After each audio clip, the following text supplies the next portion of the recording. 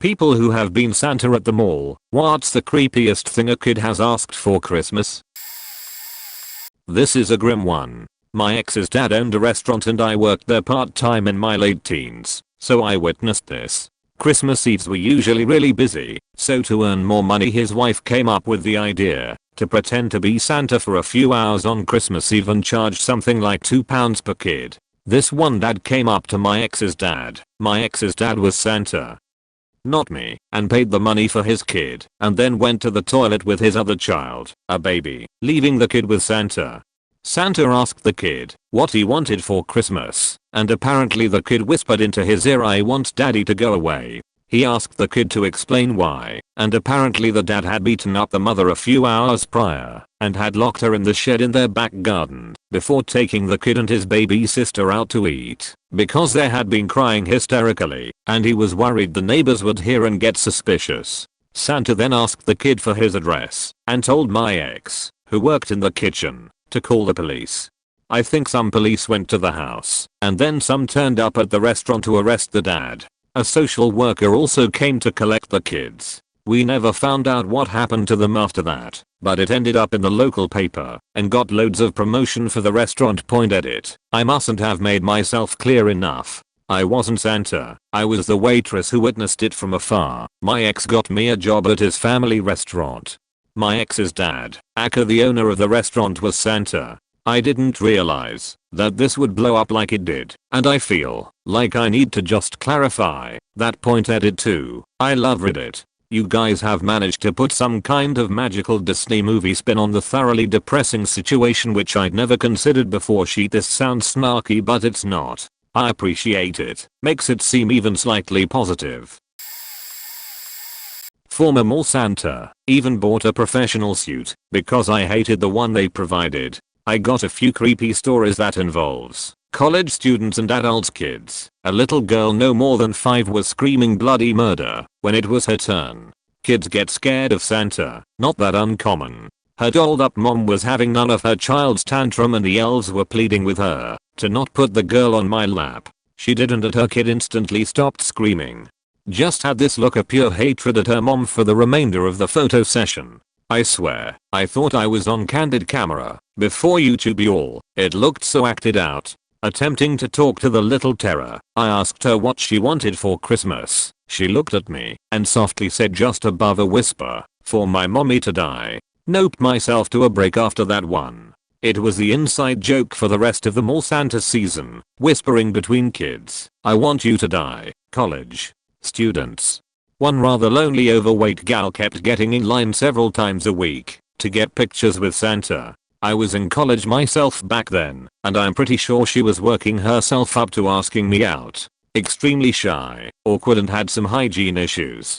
She only paid for one of the photos, but the elves remember seeing her throughout the week when I wasn't on shift.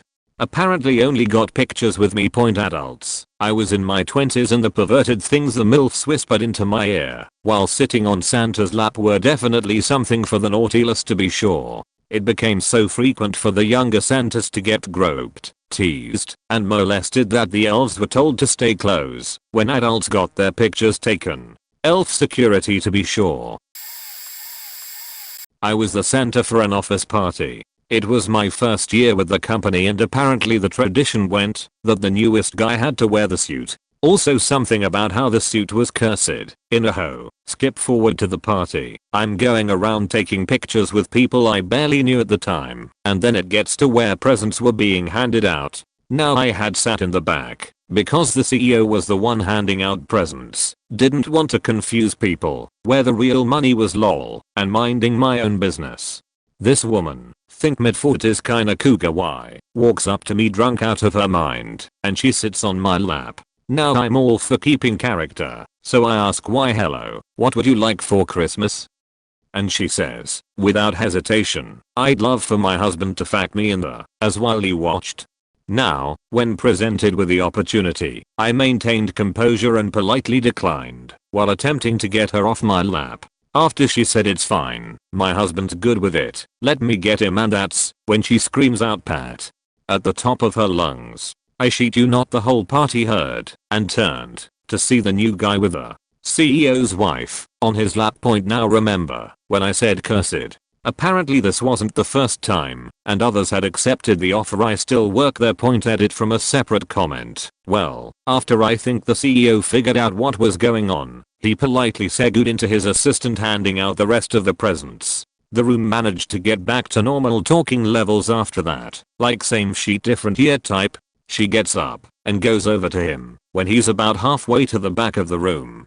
Whispers I don't even know what into his ear while looking at me. He walked up to me, didn't mention anything, just handed me a 50 and said good job keeping character throughout the night. Hope you stick around to see another guy stuck in that next year with a completely unreadable face. That was the most confusing Christmas party I've ever been to. Edit. For those asking if I went through with it, I hate to inform that I denied. She kept making advances for a while after that, but always small and discreet. Guess she gave up after a while. She always lets things slide with me, so that's a positive. Edit. A word. I have a cringier story about a mall Santa. I was a freshman in college at my local mall. This mall is basically dead, hardly any foot traffic at all, unless it's the weekend and I see a mall Santa. I accidentally make eye contact, and he waves me over. I walk on over to him smiling, and has doing the whole Santa thing. I'm around 22 at this time, and I'm playing along for fun, to not make it all awkward. His elves, girls around my age, start talking to me, and you can tell them and Santa were bored af and just looking for someone to talk to. Well, anyway, they asked if I wanted to buy a picture with Santa. I was poor as shit at the time, and was definition not paying the $20 for a picture. I started to panic internally, because I was like, oh shit, did they just talk to me for the last 5 minutes, because they expected me to buy a picture? One of the elves says she bets my parents would love it, and that's when the horrible idea clicked in my head. I looked her in the eye and said, oh, yeah, sorry, no, my parents are dead. They aren't, by the way. Dead silence from Santa and the elves. Oh. One of the elves pipes in that she lost her dad a year ago, so she knows and understands what it's like. They then talked to me for about 20 more minimum, trying to make me feel better. I felt like shit the whole rest of the month, and I'll still think about it sometimes and cringe hard. TLDR, I lied to Santa and his elves and told them my parents were dead. Disclaimer, because not a Santa and not creepy, just hoping someone knows my mystery Santa.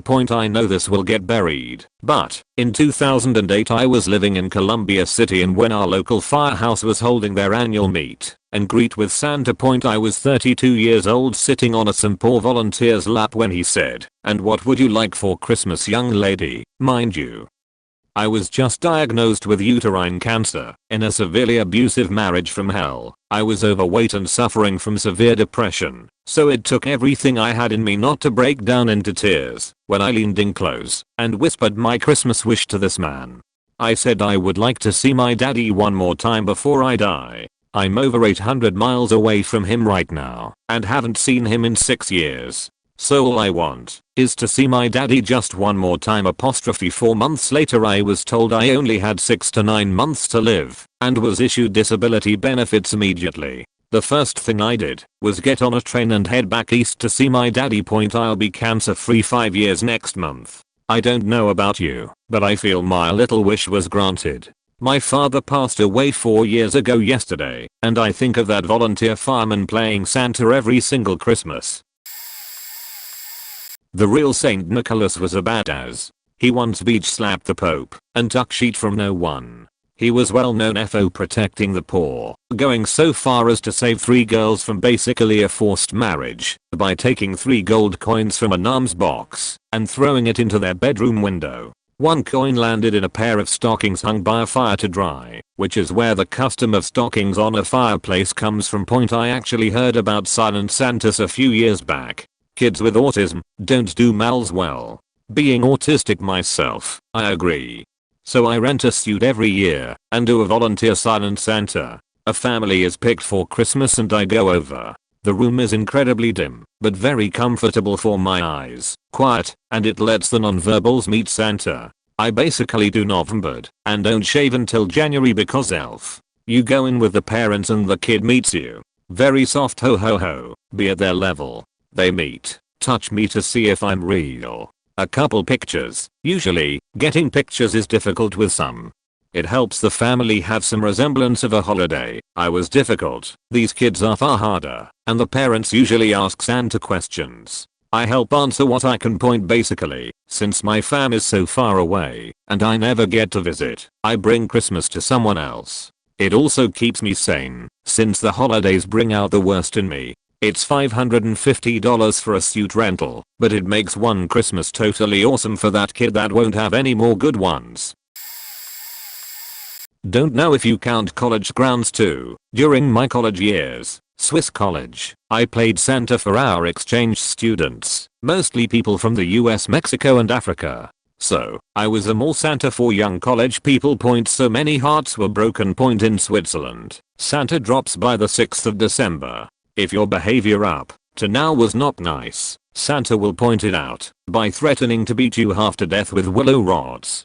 If you've been good, he'll give you a bag filled with nuts, citrus fruits, chocolate, and, for the parents or older kids, cans of snow-cooled beer. My prof for intercultural human resources management wanted his exchange students to experience a proper Swiss Santa, so he asked me to do him a solid. Of course I did. He paid me in beer. Therefore, Santa waltzed into the lecture hall, yelled at the prof to stop bothering the kids, and started to pass out 6-packs from the paper mache donkey once called a piece of sheet shopping cart sponsored by Coop, the supermarket, which also donated all the 6-packs, the fruit, etc. So far, so good. Cans of beer in the lecture hall. This part of tradition went down well with the exchange students until part 2 started. Santa/me whipped out his fat book of misdeeds and started berating students. Tyrone, stop cultivating mold and start airing out your room for fact's sake, or Santa will return and beat you as bloody until you do.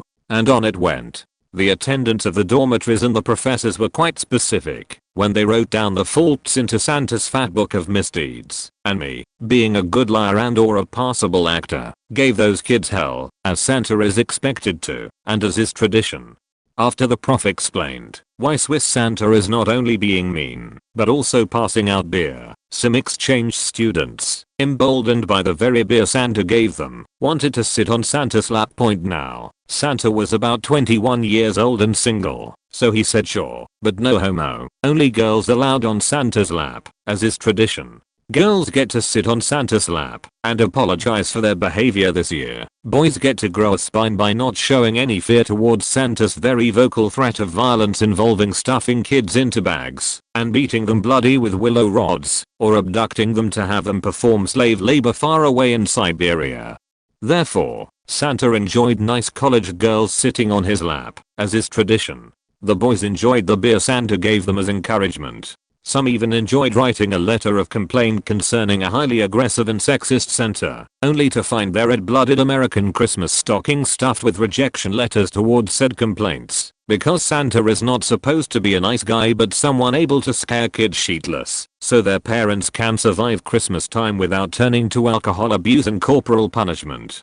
TLDR, played Swiss mall Santa for exchange students. Santa behaved like the violent asshole Swiss Santa is supposed to be, as is tradition, and got college kids drunk on beer during classes. Edit. Needless to say, due to the prof, his colleagues and the Swiss students happily laughing until they vomited. After seeing the exchange's students' faces, I performed this show for 3 years of college and even for a couple of years afterwards. I only stopped once my employer sent me abroad during December and the prof had to get a replacement. Edit 2. Sounds familiar? Drop me a line. I'd love to reconnect. And no, I was faithful to tradition. I only use traditional expressions. Threats and insults me, and my relatives personally heard from Santa in our youth. Edit 3. To give you a taste, and since I'm Sunday drunk on beer, I'll give you an example of how faked up Swiss Santa is. The tradition dates back to the first Christian missionaries coming to pagan, Alemannic Switzerland after the collapse of Rome. Back then, if you could afford to pay the highly respected and very desired Nubian, black, bodyguards or servants left behind by the Romans, you were a very mighty man. Therefore, of course, Swiss Santa being to Jesus what a death squad would be to Mobutu Sissoko, Swiss Santa always travels with an entourage of very big, broad-shouldered, intimidating and equally holy Nubians, all called Schmutzli, roughly translated from Alemannic German. People who are not careful enough while handling soot and or fire. Therefore, if someone gets uppity, Santa traditionally threatens to call in his armed Nubian thugs to beat the little atheist senseless and drag him off to Siberia for forced labor.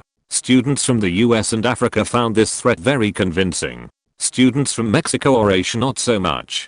Please, I don't want to offend black people. This tradition dates back to a time when the only thing more loyal to you and more effective than one Nubian/black bodyguard would have been 500 guard dogs. I know how it looks today, but traditionally, Santa's escort being black was a show of martial respect towards mercenaries and servants from Black Africa. Edit 4, due to one inspiring Redditor. Yes, if you write me a PM or ask him a question here, Swiss Santa is willing to dictate me his answer and I'll pass it on to avoid having willow rods through my spine. During the year Swiss Santa is usually busy smuggling beer into heaven, so fallen Swiss mercenaries and the Great Reformation leader Huldrych Zwingli don't get bored up there, but Swiss Santa remembers the college girls on his lap fondly and will make some time in his summer itinerary.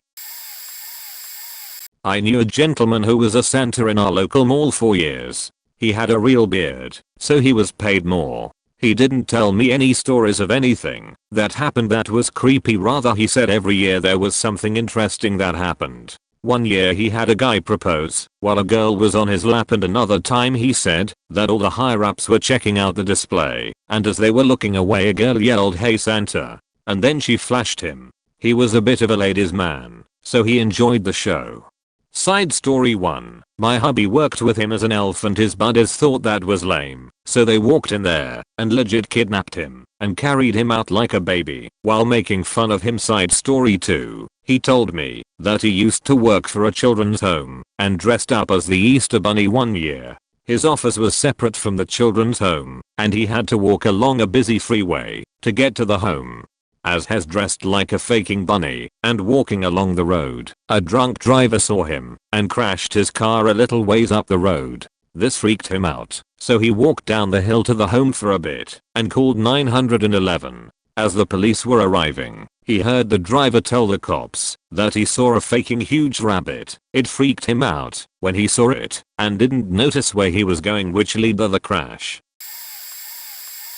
Haunted house Santa. Anyone. I had quite a few people try to sit in my lap, usually ended with them grinding me. I was chill with the adults doing it, even had a few gals call me Santa baby. A few guys got jealous. One said he wished I'd take some time from delivering presents to join him and his girlfriend. Had one gay guy offer to climb my chimney. One old lady, probably 65 plus, said she wanted to try my personal candy cane, licked her lips, and left with a wink.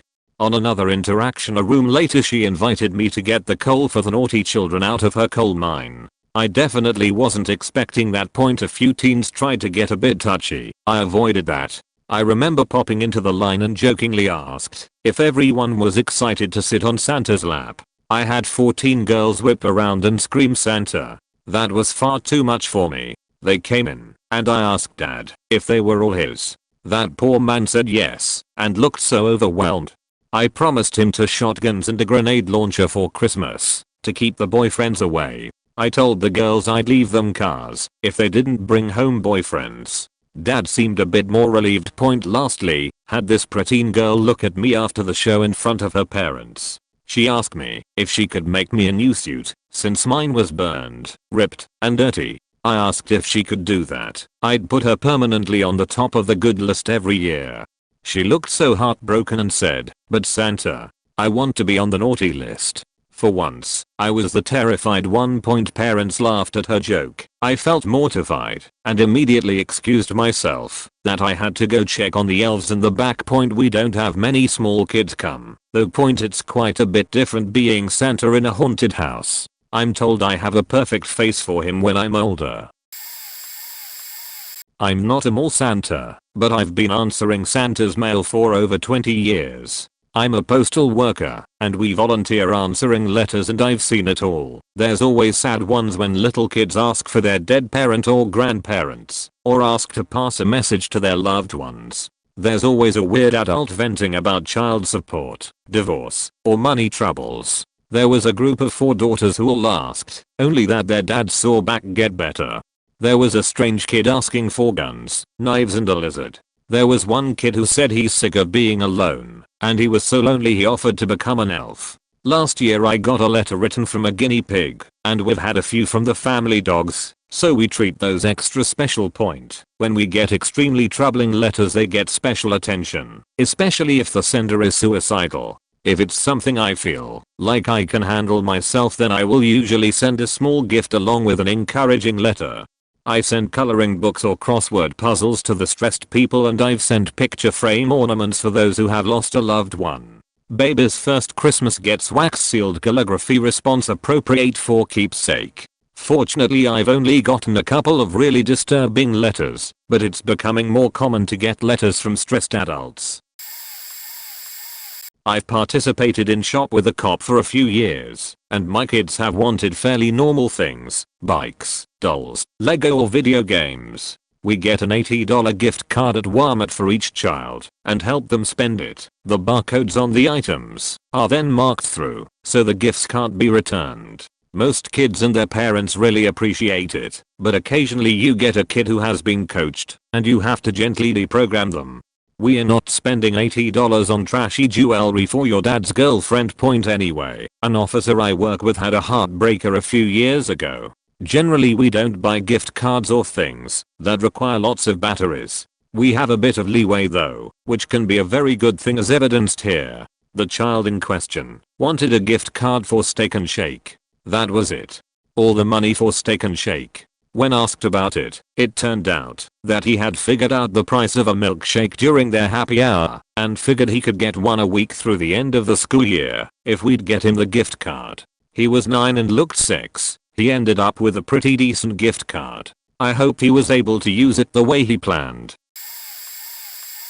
Though I have only been portraying Santa for a few years, I have worked with kids for many years. I have been trained and trained others in youth protection and what to look for in kids as well as adults. I often work for charity. In fact, I use my portrayal to fund a scholarship I started in my mother's name, and I have done parties and other events for suburban parties, in-home visits, hospitals, and for at-risk youth. You hear everything, but by far the most poignant, and the ones that have stuck with me, are the wishes from the children in orphanages and foster care.